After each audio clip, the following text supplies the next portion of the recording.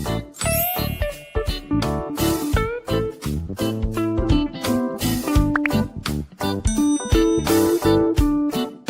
semua, gimana kabarnya nih? Sehat selalu kan?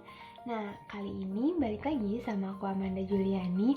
Aku bakal bedah topik lagi yang ada di buku Better Than Before. Tapi ini tuh topiknya benar-benar unik loh.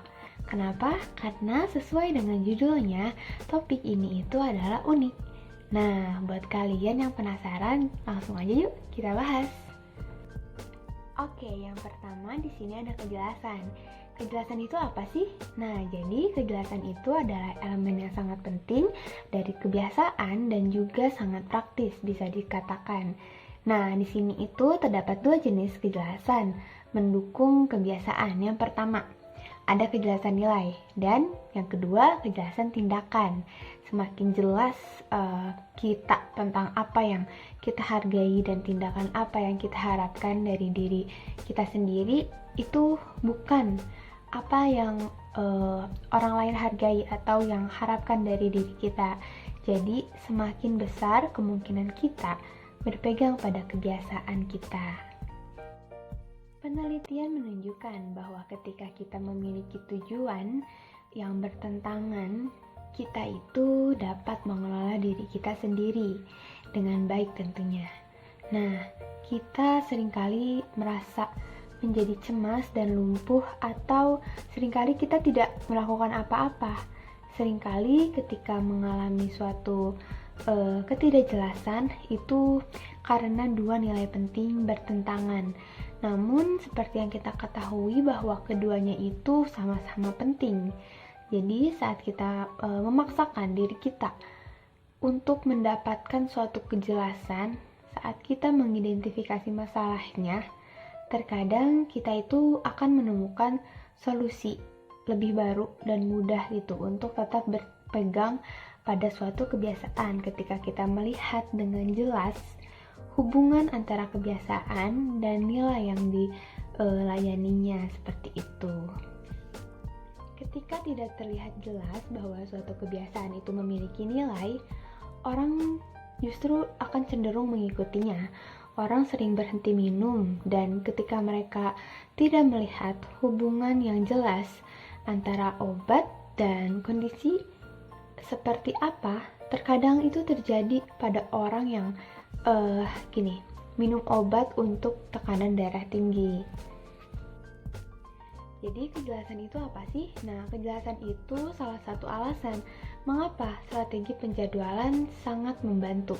Penting juga untuk kita tuh memiliki waktu, misalnya untuk menulis, untuk waktu bersantai dengan keluarga atau teman, untuk membaca buku, alih-alih menghabiskan hari dalam kekacauan prioritas yang bertikai dan merasa seolah-olah apapun yang dilakukan akan menjadi membiarkan hal-hal penting tidak terselesaikan. Nah, kejelasan juga akan membantu untuk menyoroti gitu aspek-aspek diri kita yang mungkin kita sendiri sembunyikan. Nah, kejelasan itu menuntut kita untuk mengakui apa yang kita lakukan. Nah, selanjutnya di sini yang kedua ada identitas. Terkadang saya menyadari bahwa rasa identitas saya itu membuat saya lebih mudah atau lebih sulit untuk mengubah suatu kebiasaan. Nah, karena identitas memberikan kekuatan yang yang kuat atas kebiasaan kita. Ketika saya memberitahu seorang teman, misalnya tentang saya makan rendah karbohidrat, dia mungkin saja menggelengkan kepalanya dan berkata, itu tidak akan pernah berhasil. Tetapi faktanya kalian tahu, faktanya adalah mengubah kebiasaan itu jauh lebih menantang loh. Jika kebiasaan baru itu berarti mengubah atau kehilangan aspek dari diri kita sendiri. Saya menyesali gitu hilangnya kebiasaan menentukan identitas yang paling sepele sekalipun. Misalnya, selama bertahun-tahun nih, saya tidak memiliki dompet. Nah, saya suka untuk menjadi tipe wanita yang tidak memiliki dompet, tidak perlu membawa dompet, dan saya menunda membeli tas gitu, meskipun dalam situasi membawa tas itu kan tentunya lebih baik gitu daripada membawa-bawa ransel atau tas punggung. Nah, melepaskan bagian diri kita juga membuat pedih, meskipun itu adalah bagian kecil dari suatu identitas saya. Penelitian juga menunjukkan bahwasanya kita cenderung mempercayai apa yang didengar sendiri, dan cara kita menggambarkan diri kita itu dapat mempengaruhi pandangan kita tentang identitas kita. Nah, jadi dari sana itu kebiasaan kita tentu saja penting untuk menindaklanjuti kebiasaan yang terkait dengan rasa identitas kita. Tapi alih-alih membiarkan identitas menggantikan kebiasaan, terkadang kita mengadopsi kebiasaan. Untuk apa sih? Untuk memberi isyarat identitas yang kita ingin dilihat orang lain, atau kita mungkin mengadopsi juga gitu kebiasaan untuk menandai identitas yang kita inginkan. Strategi identitas itu sebenarnya sangat membantu ya bagi para rebel atau pemberontak gitu, yang umumnya mereka mengalami kesulitan menerima kendala yang disebabkan oleh suatu kebiasaan, tetapi karena ya mereka juga sangat senang gitu untuk menghargai kejujuran daripada mereka sendiri, mereka itu bisa untuk merangkul suatu kebiasaan jika mereka melihatnya sebagai aspek identitas dari diri mereka.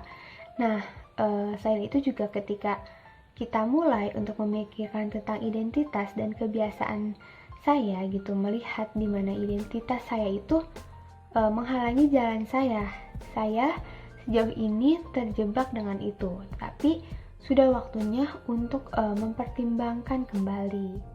Nah, teman-teman, yang ketiga di sini adalah tidak semua orang sama seperti saya.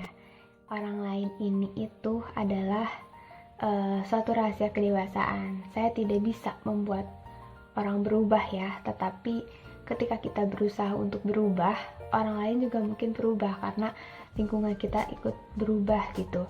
Dan sampai sekarang gitu, dengan proyek kebiasaan saya dapat berfokus pada strategi yang saya gunakan sebagai individu. Misalnya sekarang saya ingin mengeksplorasi bagaimana kebiasaan orang berinteraksi gitu. Jadi dalam dua arah gitu, tindakan dan kebiasaan orang lain juga dapat memberikan suatu pengaruh besar lah, bisa dibilang, untuk kita.